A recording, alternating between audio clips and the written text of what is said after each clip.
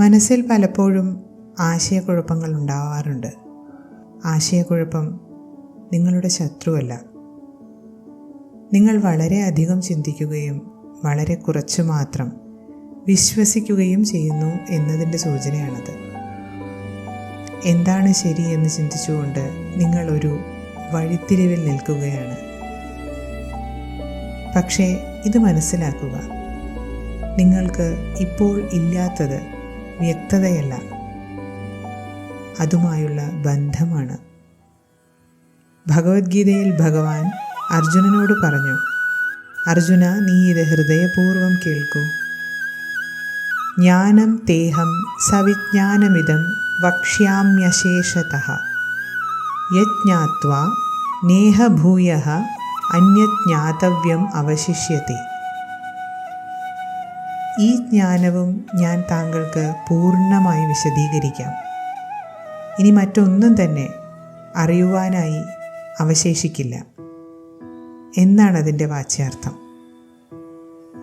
കേവലം മനസ്സുകൊണ്ടല്ല, ഹൃദയപൂർവ്വം അർജുനൻ കേൾക്കാൻ തയ്യാറാകുന്നതുവരെ അദ്ദേഹത്തിൻ്റെ ഉള്ളിലെ വേദന, ഭയം, ആശയക്കുഴപ്പം എന്നിവ അടുത്തറിയാനും അഭിമുഖീകരിക്കാനുമുള്ള സമയം ഭഗവാൻ അദ്ദേഹത്തിന് നൽകി. നിങ്ങളും പലപ്പോഴും ജീവിതത്തെ ഒരു പസിൽ പോലെയാണോ പരിഹരിക്കാൻ ശ്രമിക്കുന്നത്? ലോകത്തിൽ നിന്നോ മറ്റുള്ളവരിൽ നിന്നോ എണ്ണമറ്റ ചിന്തകളിലൂടെയോ ഉത്തരങ്ങൾ തേടുകയാണോ? പക്ഷേ എന്നിട്ടും നിങ്ങൾക്ക് ഉള്ളിൽ അതൃപ്തിയായിരിക്കും അനുഭവപ്പെടുന്നത്. മനഃശാന്തി എല്ലാം നിയന്ത്രിക്കാൻ ശ്രമിക്കുന്നതിലൂടെയല്ല ലഭിക്കുന്നത്, സമർപ്പണത്തിലൂടെയാണ്. നിരന്തരമായി ആരാണോ അർപ്പണഭാവത്തോടുകൂടെ സ്നേഹത്തോടുകൂടെ എന്നെ സ്മരിക്കുന്നത്, അവർക്ക് എന്നിൽ എത്തിച്ചേരാനുള്ള ദിവ്യബോധം ഞാൻ നൽകുമെന്നാണ് ഭഗവാൻ ഉറപ്പു നൽകുന്നത്. അതിനാൽ ആശയക്കുഴപ്പം നിങ്ങളെ തളർത്തുന്നുവെങ്കിൽ അതിൽ നിന്ന് ഒഴിഞ്ഞു മാറാനല്ല ശ്രമിക്കേണ്ടത്. എനിക്കെന്തുകൊണ്ട് ഇത് ലഭിക്കുന്നില്ല എന്ന് ചോദിക്കുന്നതിന് പകരം ധർമ്മമനുസരിച്ച് എന്താണ് ശരി എന്ന് ചോദിക്കുക, ഭഗവാന് മുന്നിൽ സമർപ്പിക്കുക.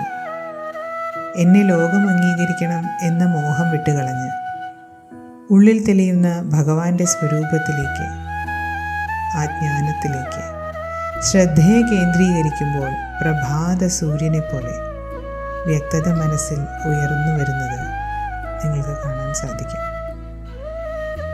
നിങ്ങൾക്ക് ലക്ഷ്യത്തിൽ എത്തിച്ചേരാനുള്ള മുഴുവൻ വഴിയും ഇപ്പോൾ തന്നെ കാണേണ്ട ആവശ്യമില്ല. കേവലം അടുത്ത ചുവട് വയ്ക്കുമ്പോൾ ഭഗവാനിലുള്ള പൂർണ്ണ വിശ്വാസത്തോടെ വയ്ക്കുക. നിങ്ങളെ നയിക്കാൻ ഓരോ ചുവടും അനുനിമിഷവും ഭഗവാൻ കൂടെ ഉണ്ടാകും. എല്ലാം അറിയാനുള്ള നിങ്ങളുടെ ആഗ്രഹം ഉപേക്ഷിക്കുമ്പോൾ, തെറ്റുകൾ വരുത്തുമോ എന്ന നിങ്ങളുടെ ഭയം ഉപേക്ഷിക്കുമ്പോൾ, ഭഗവാനെ നിങ്ങളെ സഹായിക്കാൻ നിങ്ങൾ തന്നെ അനുവദിക്കുകയാണ്. പ്രപഞ്ചത്തിൻ്റെ ഉത്തരവാദിത്വം നിങ്ങളല്ല വഹിക്കേണ്ടത്, അത് എൻ്റെ കർത്തവ്യമാണെന്ന് ഭഗവാൻ ഓർമ്മപ്പെടുത്തുന്നു. സ്നേഹത്തോടെ പ്രവർത്തിക്കുക, സത്യത്തോടെ സംസാരിക്കുക, സമർപ്പണത്തോടെ ജീവിക്കുക എന്നതാണ് നിങ്ങളുടെ ഏകദൗത്യം. അപ്പോൾ ആശയക്കുഴപ്പം പോലും ഒരു അധ്യാപകനായി മാറും. നിങ്ങളിപ്പോഴും ഭഗവാന്റെ മാർഗനിർദ്ദേശത്തെ എവിടെയാണ് എതിർക്കുന്നത് എന്ന് ചൂണ്ടിക്കാണിക്കുന്ന അധ്യാപകൻ.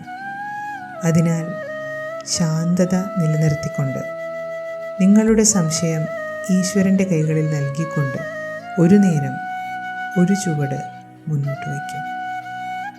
ഓം ശാന്തി.